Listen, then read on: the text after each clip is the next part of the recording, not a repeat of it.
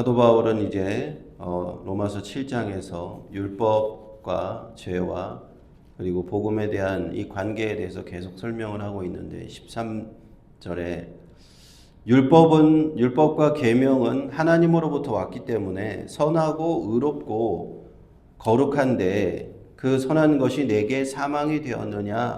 13절에 이렇게 선한 것이 내게 사망이 되었느냐? 그럴 수 없다는 겁니다.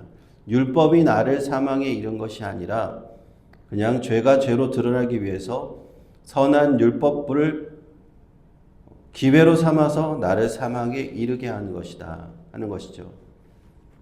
예를 들어서 선생님이 시험을 볼 때 컨닝을 하지 말라라고 율법을 만들어 놓았습니다. 법을 만들어 놓았어요. 그런데 컨닝한 학생이 율법이 나를 컨닝하게 해서 죄를 짓게 하는 것이 아니고 그 학생이 죄의 죄가 드러나기 위해서 그 율법을 어긴 것이죠. 컨닝한 죄인으로 처벌받은 그 학생이 있다면 율법 때문이 아니라 법 때문이 아니라 그 사람의 죄 때문인 겁니다. 14절에 우리가 율법은 신령한 줄 알거니와 율법은 하나님으로부터 왔고요. 거룩하고 의롭고 선합니다. 영적이라는 말입니다. 그래서 어떤 성령의 영역으로부터 왔다. 선하게 온 것이다. 그래서 신령하다라고 하지만 나는 육신에 속하여 죄 아래 팔렸다 얘기합니다. 사도 바울은 자기 자신을 예로 드는 것 같아요. 나는 육신에 속하여. 그러나 사도 바울은 그 자신을 예로 들지만 모든 다른 사람도 똑같다라는 것을 알 수 있죠. 모든 인간의 실존은요, 바울과 같은 위치에 있습니다. 죄인된 인간인 나는 육신에 속한다는 거예요. 성령의 영역에 있지 않고 내가 하나님의 영역에 있지 않고 죄 아래 팔려버렸다라는 거예요. 죄 아래 팔렸다. 14절에 죄 아래 팔렸다는 것은 적절한 비유인 것 같아요. 죄의 종으로 팔렸다는 거예요. 죄의 노예로 팔렸다는 겁니다. 사도 바울이 자기 자신을 볼 때 도저히 죄로부터 죄가 나에게 왕 노릇하고 주인 노릇하고 내가 죄의 종 노릇하는 것을 인간의 실존이고 그것이 자신의 현재 상태인데 죄인으로서의 상태인데 도무지 벗어날 수 없는 그런 절망적인 자신의 모습, 모든 죄인들의 그런 모습을 보여주는 것입니다. 15절에 인간은 왜 죄를 짓는가?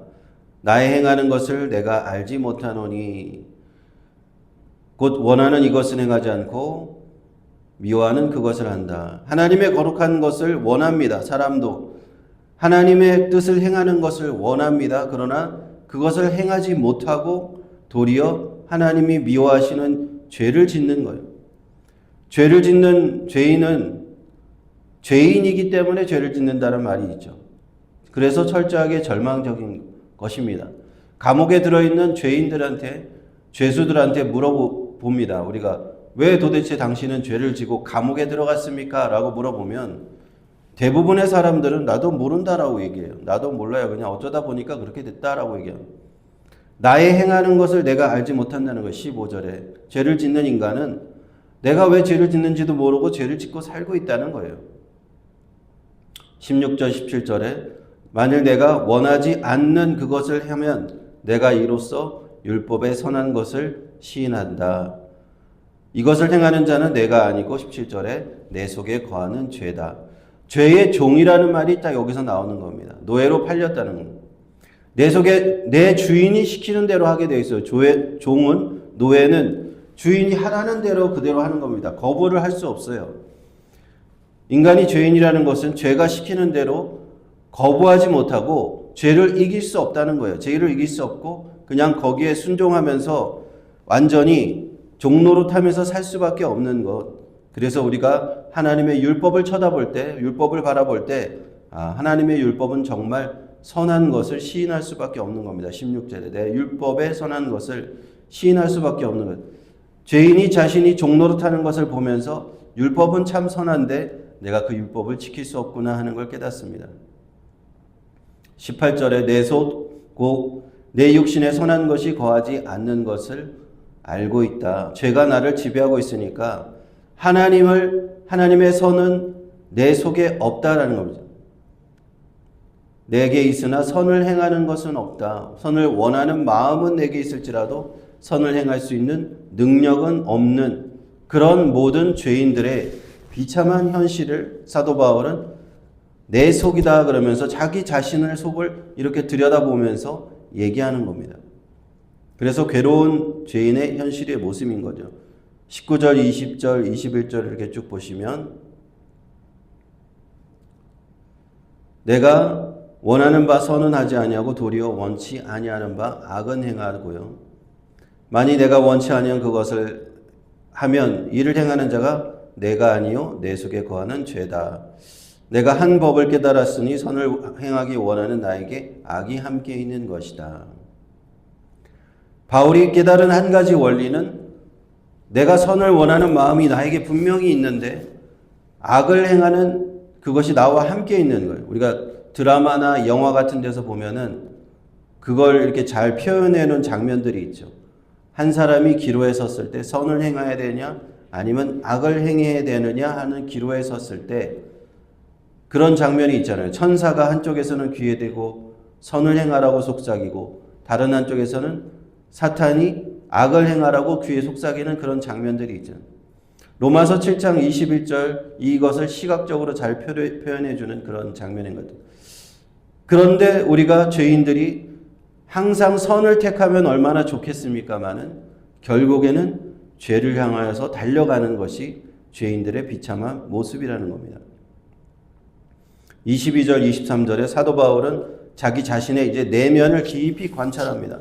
내 속사람을 한번 깊이 들여다보니까 하나님의 법을 즐거워하는 면이 분명히 있어요.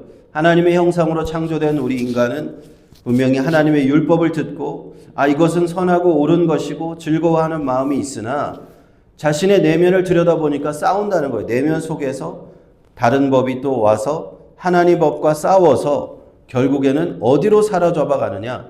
하나님의 법으로 사로잡아 가는 것이 아니라 죄의 법 아래로 나를 사로잡아 가는 그 자신의 내면을 깊이 있게 관찰하는 겁니다. 그 갈등 속에서 하나님의 법으로 가면 너무나 좋을 텐데 죄인은 글로 갈 수가 없는 거예요. 모든 인간은 하나님의 법 아래로 율법 아래로 자기 자신이 도달할 수 없는 겁니다. 그 내면의 갈등 끝에 결국에는 죄의 법 아래로 도달해 버리고 마는 그 인간의 죄성을 발견하는 것입니다.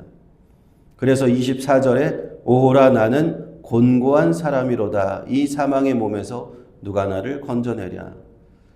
예수 그리스도를 믿고 구원받기 전에 죄인 되었던 그 인간의 그 현 상태를 얘기하는 겁니다. 곤고한 사람인 거죠. 어떠한 비참한 사람인 겁니다. 사망의 몸 안에서 선을 알지만 선을 행할 힘이 없고 율법을 알지만 율법을 행할 힘이 없는 그런 곤고한 사람, 사망의 몸 안에 갇혀있는 이 죄인을 누가 구원할 수 있을 것인가? 죄 아래 팔려버렸어요. 선을 알지만 행할 수 없는 존재, 사망으로 달려갈 수밖에 없는 존재, 영원히 하나님과 분리되고 결국에는 하나님의 진노와 심판을 당할 수밖에 없는 존재, 이 죄인들의 존재는 얼마나 불쌍하고 가련한 존재입니까? 곤고한 존재입니까? 그것에 누가 우리를 건져낼 수 있느냐? 이 사망의 몸에서 탄식하는 것이 모든 죄인들의 모습이다 하는 겁니다. 그러므로 25절에 우리 주 예수 그리스도로 말미암아 하나님께 감사할 수밖에 없다. 주 예수 그리스도가 아니시면 우리를 이 사망의 몸에 갇혀있는 우리를 죄의 종으로 팔려버린 우리를 구원하실 분이 아무도 없다라고 말씀합니다. 그래서 우리가 주 예수 그리스도께 감사할 수밖에 없는 것입니다. 사도 바울의 이 같은 고백은요, 우리 믿는 그리스도인들의 고백을 우리 모든 죄인들의 고백을 대신해 주는 겁니다. 자기 자신의 이야기를 하는 것 같지만 모든 인간, 죄인된 인간의 고백을 사도 바울의 입을 통해서 얘기를 해주는 거예요. 내가 선을 행하지 절망적인 상태에 있다는 겁니다. 선을 알고도 선을 행할 능력이 없다는 겁니다. 율법이 좋은 것을 알고도, 율법이 신령한 것을 알고도, 하나님으로부터 온 것을 알고도 그것을 행할 능력이 없는 것이 사도 바울을 포함한 모든 인간의 그런 현실이다. 죄의 종아리에 팔려서 죄가 시키는 대로 종로로 탈 수밖에 없었던 우리들의 상태.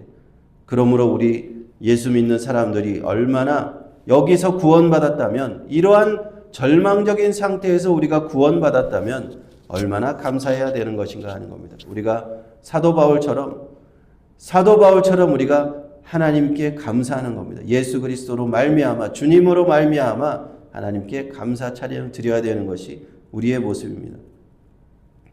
그리고 또 한 가지 우리가 생각해 볼 만한 것은요, 모세의 율법, 계명, 이것이 우리를 구할 수 없다는 것을 우리는 분명히 알아야 돼요. 계명은 분명히 선하고 거룩하고 신령한 것이지만 그것이 우리를 구원할 수 없다는 것을 우리는 분명하고 확고하게 깨닫는 거기 위에 서 있어야 됩니다. 우리가 교회에서 신앙생활 하다 보면은 기독교인들이 자꾸만 이 율법주의로 돌아가려는 경향성이 있어요. 그래서 율법을 철저하게 지켜야 된다. 하나님의 말씀대로 지켜야 된다. 그것이 옳은 듯 보이지만 은혜로 구원받는 것이 아니라 율법으로 구원받는 것처럼 그렇게 율법주의로 돌아가려는 기독교인들의 그런 모습들이 보일 수 있다는 겁니다. 그러나 기독교인들이 예수님의 은혜를 떠나서 다시 율법으로 돌아가면 구원받을 수 있겠습니까? 율법으로 구원받지 못해서 예수님의 은혜가 왔는데 다시 예수님의 은혜를 까먹고 다시 율법으로 돌아간다? 다시 계명으로 돌아간다? 절대로 거기서는 구원받을 수도 없고 죄를 이길 수도 없는 겁니다. 율법을 자꾸 강조해서 율법주의적인 그런 신앙생활을 자꾸 강조해서는 죄를 이길 수가 없는 거예요. 우리가 죄를 이기려는 분명한 방법은 예수 그리스도의 십자가의 은혜와 성령의 방법으로만 이길 수 있는 거예요. 그러므로 우리가 율법주의로 돌아가지 않도록 이것을 주의해야 되고요. 복음 위에 굳게 서 있을 수 있도록 주의해야 됩니다. 안 그러면 자꾸만 율법주의자가 될 수 있어요. 내가 바리새인처럼 자꾸만 다른 사람을 판단하고 다른 사람을 자꾸만 율법의 잣대로 내 자신도 완벽하게 율법을 지키지 못하면서 내 자신도 죄인이면서 자꾸 다른 사람의 죄를 판단하게 되어 있단 말입니다. 율법은 이렇게 되어 있는데 너는 왜 죄인이냐 하고 그들을 긍휼히 여기는 것이 아니라 자꾸 바리새인과 같은 그러한 기독교인이 될 수 있어요. 그래서 기독교인인데 바리새인으로 돌아갈 수 있고 율법주의자로 돌아갈 수 있는 이 함정이 있습니다. 그래서 여기서 우리가 분명하게 로마서를 통해서 깨달아야 될 것은 무엇이냐? 사도 바울도 철저하게 자신이 율법으로는 구원받을 수 없다는 것을 이렇게 깨달았고 오직 그리스도의 은혜, 이것을 깨달은 것을 우리가 동일한 신앙 가운데 우리도 서야 된다는 거예요. 이 복음 안에 사도 바울이 전해준 이 복음 안에 우리가 굳건히 서야 된다는 겁니다. 오직 예수 그리스도의 십자가와 은혜와 성령, 그렇게 되게 되면 우리는 그때부터 이제는 죄를 다스릴 수가 있고 죄를 이길 수가 있는 겁니다. 그래서 어떻게 보면은 구약 성경은 율법이잖아요. 율법을 주셨고 율법으로 죄를 극복할 수 없었지만 율법 이후에 주신 그리스도의 은혜로 이제는 우리가 죄를 극복할 수 있는 겁니다. 그래서 순서가 율법이 먼저 왔고 그 다음에 은혜가 왔고 우리에게 죄를 극복하는 능력이 은혜를 통해서 온 겁니다. 율법이 온 것은 이 은혜를 준비하는 단계였다고 생각이 돼요. 은혜가 은혜인지 알기 위해서 율법이 필요했던 거예요. 율법을 하나님이 주신 이유가 있었던 것 같아요. 율법이 있어야 죄를 깨달으니까 일단 율법을 먼저 주셨어요. 그러나 하나님께서 이것으로 구원할 수 없다는 걸 주시고 그 다음에 그리스도의 은혜가 왔고 그러서는 이제 우리가 죄를 극복할 수 있는 이 죄를 극복할 수 있는 능력, 성령의 능력을 여기까지 주신 겁니다. 이 단계별로 우리를 이렇게 인도하시는 겁니다. 그래서 우리가 율법으로 다시 돌아가면 안 된다는 거, 이거 굉장히 그리스도인들이 되게 중요하게 여겨야 됩니다. 이렇게 복음 위에 굳게 서면 우리는 하나님 앞에 영광 돌리는 삶을 살 수 있습니다. 죄를 극복할 수 있는 삶을 이때부터 살 수 있는 겁니다. 은혜 위에서, 은혜 아래서, 은혜에 내 발을 딛고 그리스도의 은혜 가운데 성령의 능력으로 내가 살아갈 수 있는 것. 그렇게 살아가는 사람만이 죄를 다스리고 장차 하나님 나라에서 상급을 받을 줄로 믿습니다. 오늘 로마서 7장을 이제 마치면서 하나님께서 우리 교회에도 이러한 은혜를 주셨습니다. 2025년도에 하나님 그리스도의 은혜로 말미암아 1년 동안 우리가 율법 위에서 쓰는 것 아니잖아요. 율법을 자꾸만 강조한 것 아닙니다. 그리스도의 은혜만을 자꾸 강조했습니다. 예수 그리스도의 은혜 안에 우리가 서 있다. 그래서 하나님께서 은혜를 주시는 거예요. 예수 그리스도의 은혜로 가지 않으면 하나님의 은혜가 오지 않습니다. 내가 자꾸만 율법을 강조하게 되면 하나님의 은혜를 받을 방법이 없어요. 우리가 2025년도에 받은 모든 은혜는 이 그리스도의 은혜 위에 서 있는 거예요. 이것을 굉장히 우리는 신앙생활할 때 탄탄히 딛고 있어야 됩니다. 잘못 헷갈리면 안 돼요. 헷갈리면 안 돼요. 그러면 그리스도의 은혜를 받을 수가 없어요. 은혜 가운데 성령 가운데 성령의 역사를 체험할 수가 없어요. 그러므로 이 가운데 우리가 굳건히 서서 2026년도 이제 내일인데 하나님의 은혜가 그리스도 예수의 이름 안에 그리스도 예수의 은혜 가운데 2026년도 가운데 하나님 은혜 있게 하여 주옵소서. 우리 가운데 역사하여 주옵소서. 그렇게 또 우리가 새해를 맞으면서 믿음으로 나아가야 될 줄로 믿습니다. 기도하겠습니다.